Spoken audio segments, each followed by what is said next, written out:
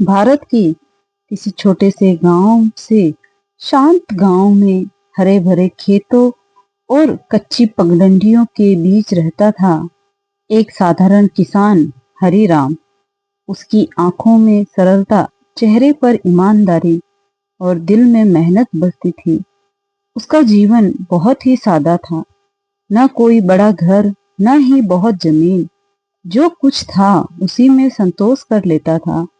हरिराम का रोज का काम सूरज निकलने से पहले शुरू हो जाता और सुबह की पहली किरण के साथ ही वह उठकर खेतों का हाल देखने निकल जाता। मिट्टी से उसकी आत्मा जुड़ी हुई थी। हल चलाते समय उसकी हथेलियों में छाले पड़ जाते, मगर उसके चेहरे पर हमेशा एक सुकून भरी मुस्कान रहती। गांव के लोग उसे बहुत मानते थे। कहते थे, हरे राम भले ही गरीब है, लेकिन उसका दिल सोने का है। किसी को मदद की जरूरत होती तो हरि राम बिना सोचे समझे अपनी क्षमता के अनुसार मदद कर देता। लेकिन गांव के बीच उसका एक और परिचय भी था। उसके पास थे दो घड़े। हरिराम के घर में पानी का कुआं तो था, लेकिन खेतों की सिंचाई और घर की जरूरतों के लिए उसे रोज गांव से थोड़ी दूर पर बने पुराने तालाब तक जाना पड़ता था। वहां से वह दो घड़ों में पानी भरकर लाता।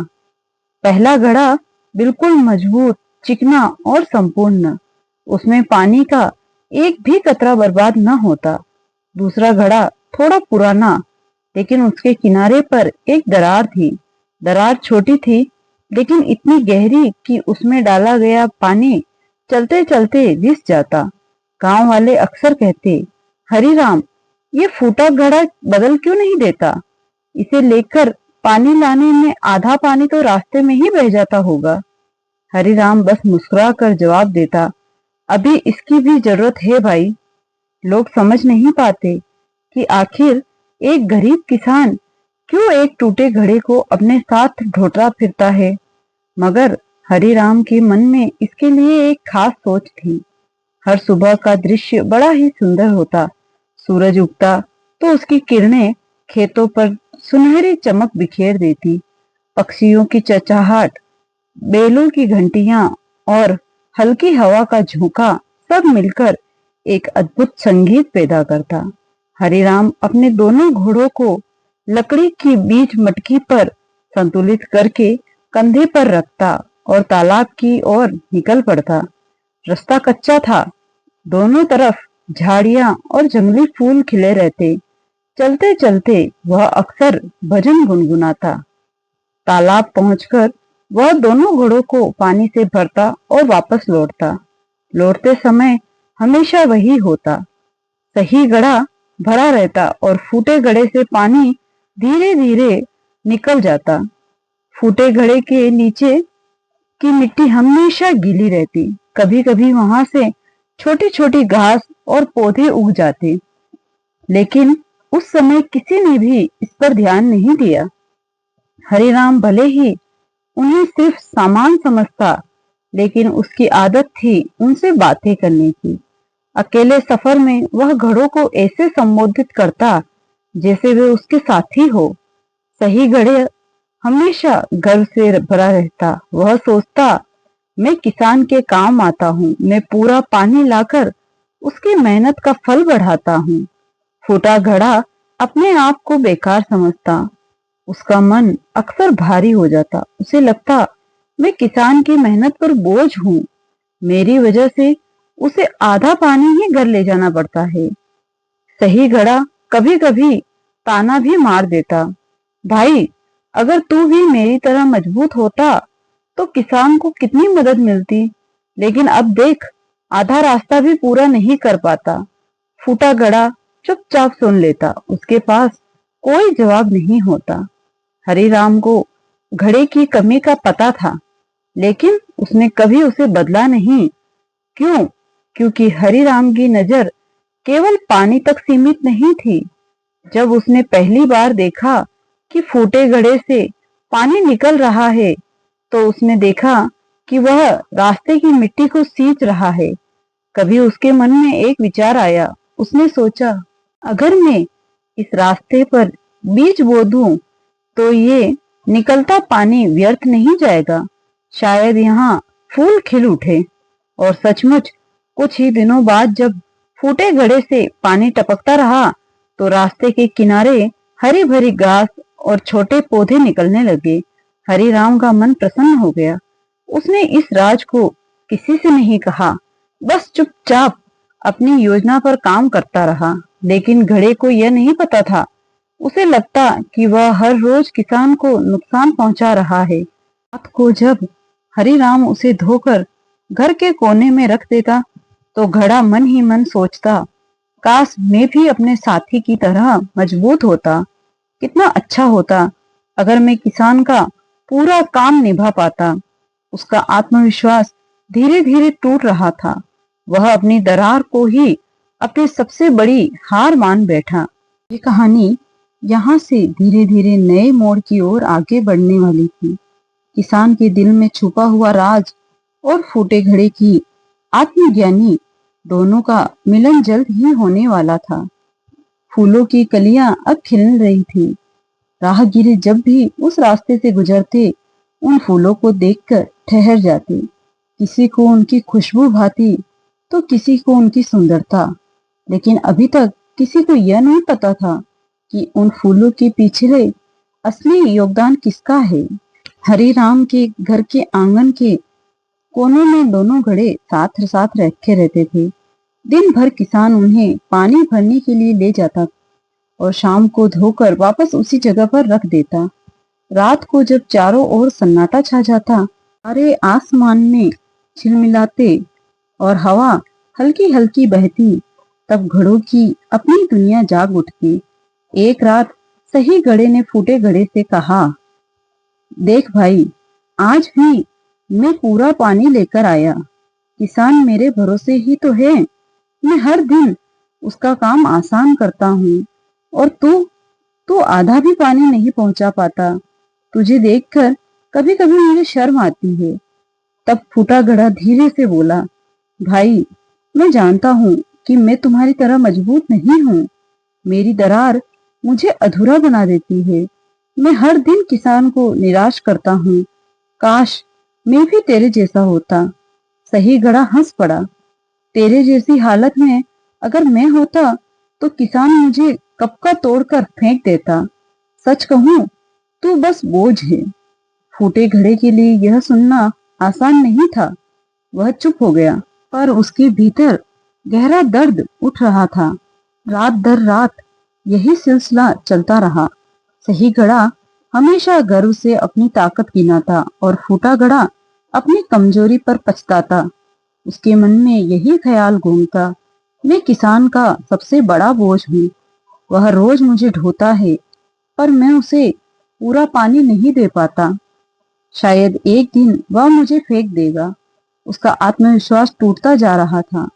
दरार से रिश्ते हुए कतरे के साथ उसका मन भी रिस रहा था। अगले दिन जब हरिराम तालाब से पानी भरकर लौट रहा था तो दोनों घड़े अपने अपने मन के विचार में खोए हुए थे। सही घड़ा गर्व से भरा हुआ था। देखो, मैं किसान को पूरा पूरा पानी पहुंचा रहा हूँ। मेरी बदौलत उसका घर और खेत सींचे जाते हैं। फूटा घड़ा रास्ते में रिसते हुए बूंद के साथ दुखी हो रहा था। ये हर बूंद किसान के लिए कितना कीमती है और मैं इसे व्यर्थ कर रहा हूँ। वह खुद से सवाल करता, क्यों बनाया गया मुझे अगर मैं अधूरा ही हूँ? क्या मेरी कोई कीमत नहीं? किसान को घड़े की बातें सुनाई तो नहीं देती थी, लेकिन वह उनके मन की स्थिति समझता था। हरिराम जब भी देखता कि फूटे घड़े से रिश्ता पानी रास्ते को मिट्टी को गीला कर रहा है तो उसके होठों पर हल्की सी मुस्कान आ जाती। वह सोचता, अभी घड़ा अपनी अहमियत नहीं जानता। सही समय आने पर यह खुद देखेगा कि इसकी कमी इसकी सबसे बड़ी ताकत है। दिन बीतते गए। सही घड़ा अपनी शान में डूबा रहा और फूटा घड़ा अपनी आत्मज्ञानी में। लेकिन रास्ते पर धीरे धीरे एक बदलाव आ रहा था। पौधे अंकुरित हो रहे थे। हरी हरी घास जमीन पर बिछने लगी, कहीं छोटी छोटी कलियां खिल रही थी। यह दृश्य किसान देखता था, लेकिन घड़े अपनी पीड़ा और घमंड में इतने उलझे थे कि उन्होंने इसकी ओर ध्यान ही नहीं दिया। अब समय आ रहा था जब फूटे घड़े को अपनी असली कीमत का एहसास होगा। वह दिन दूर नहीं था जब उसकी कमजोरी ही उसकी ताकत साबित होने वाली थी। हरिराम साधारण किसान था, लेकिन उसकी सोच बड़ी गहरी थी। जीवन ने उसे सिखा दिया कि केवल ताकत और सामर्थ्य ही मायने नहीं रखते, बल्कि समझदारी और दृष्टिकोण सबसे महत्वपूर्ण है। उसने अपने जीवन में कई उतार चढ़ाव देखे थे। कभी फसल खराब हो जाती तो कभी मौसम की मार झेलनी पड़ती, लेकिन उसने हमेशा यही सोचा, समस्या चाहे कितनी भी बड़ी क्यों ना हो, उसमें कोई ना कोई अवसर छुपा होता है।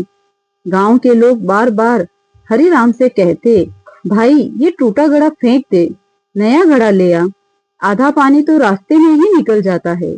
लेकिन हरिराम बस मुस्कुरा कर टाल देता। उसके मन में एक विचार था, इस घड़े को बदलने से पहले इसकी दरार से क्या लाभ हो सकता है यह देखना चाहिए। ईश्वर ने इसे भी कुछ कारण से बनाया होगी। मेरी जिम्मेदारी है कि मैं इसे व्यर्थ न जाने दूं। एक दिन जब हरिराम तालाब से पानी भरकर लौट रहा था, तो उसने देखा फूटे घड़े से निकलता पानी रास्ते की मिट्टी को भिगो रहा है। उस जगह की जमीन बाकी जगह से ज्यादा हरी और मुलायम लग रही थी। हरिराम के मन में अचानक एक विचार आया, अगर मैं इस पूरे रास्ते में बीज बो दूं, तो यह पानी व्यर्थ नहीं जाएगा, बल्कि यह रास्ता फूलों और पौधों से सज जाएगा। उस दिन से ही उसने अपनी योजना बना ली। अगली सुबह किसान कुछ बीज लेकर रास्ते पर निकल पड़ा। कहीं उसने फूल के बीज डाले तो कहीं हरी भरी सब्जियों के और कहीं कहीं जंगली पौधों के। उसने बस यह सब कुछ बहुत शांति से किया, बिना किसी को कुछ बताए। यहाँ तक कि घड़ों को भी यह बात मालूम नहीं हुई। दिन बीतते गए, फूटे घड़े से पानी निकलता रहा, रास्ता हमेशा गीला और नम रहने लगा। धीरे धीरे मिट्टी में हल्की हरियाली उभरने लगी। एक सुबह हरिराम ने देखा कि जहां बीज बोए थे वहां से छोटे छोटे पौधे झांक रहे थे। उसका मन खिल उठा। उसने सोचा, सही समय आने पर ये पौधे फूल बनकर रास्ता सजाएंगे। तब यह फूटा घड़ा समझेगा कि वह बेकार नहीं है, बल्कि उसका योगदान अद्भुत है। हरिराम रोज उसी उत्साह से घड़े उठाता और तालाब की ओर जाता। उसका मन हल्का और प्रसन्न रहता। उसे पता था कि दुनिया केवल नतीजे देखती है, कितना पानी घर पहुंचा, कितनी फसल उगी, लेकिन वह खुद उन छोटी छोटी बातों में खुशियां ढूंढता था। उसके जीवन खूबसूरत बनता है। हर बार जब सही घड़ा भरा पूरा लौटता और फूटा घड़ा आधा खाली, तो सही घड़ा गर्व से चमकता और फूटा घड़ा शर्म से झुक जाता। लेकिन उस समय हरिराम की आंखों में हल्की सी मुस्कान होती। वह दोनों घोड़ों को प्यार से देखता और मन ही मन कहता, अरे मेरे प्यारे साथियों, अभी तुम अपनी असली अहमियत नहीं जानते, पर जल्द ही तुम्हें पता चलेगा कि असली जीत किसकी है। हरिराम जानता था कि बदलाव धीरे धीरे आता है। उसने धैर्य रखा। उसने हर दिन अपनी मेहनत और उस फूटे घड़े की कमजोरी को अवसर में बदलने की प्रक्रिया जारी रखी। जब फूल खिलेंगे तो लोग उसकी सुंदरता देखेंगे। तब यह फूटा घड़ा अपने आप गर्व करेगा, और शायद तब यह सही घड़े को भी सिखा देगा कि केवल पूर्ण होना ही पर्याप्त नहीं होता, अपूर्ण भी अनमोल है। दिन बीतते गए। हरिराम रोज तालाब से दोनों घड़ों को लेकर लौटता और फूटे घड़े से निकलता पानी रास्ते की मिट्टी को भिगोता। यह क्रम महीनों तक चलता रहा। धीरे धीरे मिट्टी से उस पानी को सोख लिया और उसमें जीवन जाग उठा। पहले छोटी सी हरी घास उगी, फिर अंकुर निकले और फिर उन पर नन्ही नन्ही कलियां झांकने लगी। एक सुबह जब हरिराम पानी भरकर लौट रहा था, उसकी नजर अचानक रास्ते के किनारे पर पड़ी। वहां एक छोटी सी गुलाबी कली मुस्कुरा रही थी। हरिराम ठिठक गया। उसका दिल खुशी से भर उठा। वह बोला, आह, यही तो मैं चाहता था। तेरी वजह से यह धरती खिल उठी। मेरे फूटे घड़े। घड़ों ने यह सुना तो सही गड़ा गर्व से बोला, देखो किसान, यह सब तो मौसम की मेहरबानी है। लेकिन किसान ने कुछ जवाब नहीं दिया। वह जानता था कि असली कारण कौन है। दिन पर दिन बीतते गए और वह छोटा सा रास्ता अब रंग बिरंगे फूलों से सजने लगा। कहीं गेंदा, कहीं गुलाब, तो कहीं सूरजमुखी जैसी पीली चमकदार कलियां। सिर्फ फूल ही नहीं, बल्कि तितलियां और मधुमक्खियां भी उसकी ओर चली आई। पगडंडी अब सिर्फ एक रास्ता नहीं, बल्कि एक बगीचा बन गई। राहगीर जब उस रास्ते से गुजरते तो रुककर कहते, वाह, यह तो बड़ा सुंदर दृश्य है। लगता है यह धरती खुद हमें आशीर्वाद दे रही है। गांव के बच्चे उन फूलों को तोड़कर खेलते और महिलाएं पूजा के लिए उन्हें घर ले आती। रास्ता जहाँ फूलों की खुशबू हमेशा महकती रही, वह जीवन का प्रतीक बन गया। फूलों को देखकर हर इंसान याद करता कि असली ताकत कमियों को स्वीकार कर उन्हें सशक्त बनाने में है। हरिराम ने अपने जीवन का यही अंतिम संदेश गांव वालों को दिया। आपका जीवन कितना भी छोटा या बड़ा हो, कोई भी कमी व्यर्थ नहीं है। इसे समझो, अपनाओ और अपनी कमजोरी को अपनी ताकत में बदलो। जीवन की खूबसूरती इसी में है। फूटे घड़े ने अब हमेशा याद रखा, उसकी दरार ने उसे सिखाया, असफलता या कमी का अर्थ अंत नहीं होता, बल्कि वही जीवन में सबसे बड़ा आशीर्वाद बन सकती है। अगर आपको ये कहानी पसंद आई हो तो प्लीज वीडियो को लाइक जरूर करें और चैनल को सब्सक्राइब करें। Thank you.